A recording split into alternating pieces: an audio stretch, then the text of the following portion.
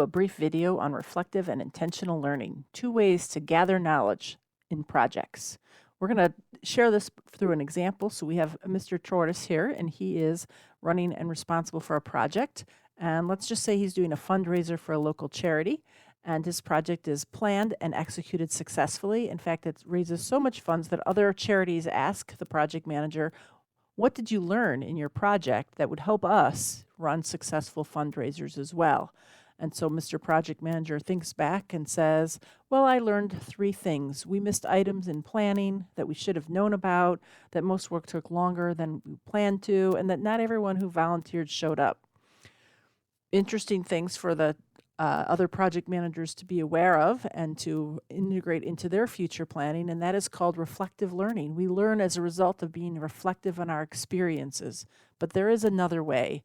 We're going to look at the hare, and the hare is running a similar project, let's say, and they are intentional learning. They are thinking about, as they put their project plan together, they're thinking about what they don't know and what would be good to learn during this project. And they come up with 2 things that would be helpful to know in a fundraiser. And they are wondering what's the best way to make money for a fundraiser in order to get more people to show up, and what's the most cost-effective and time-effective way of getting resources. Is it getting gifts and donations for auctioning off, or for sponsorships?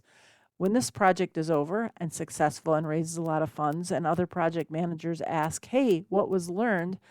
Because of the intentional learning, the hare is able to provide some real tactical information about what they learned. They learned data about press releases, about email blasts and personal invitations.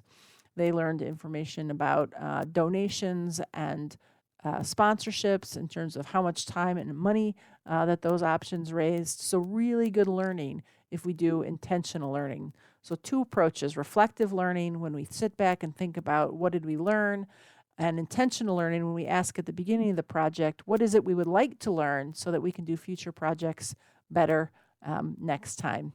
And this is brought to you by Competitive Edge Consulting, specializing in project management excellence. Thanks for listening.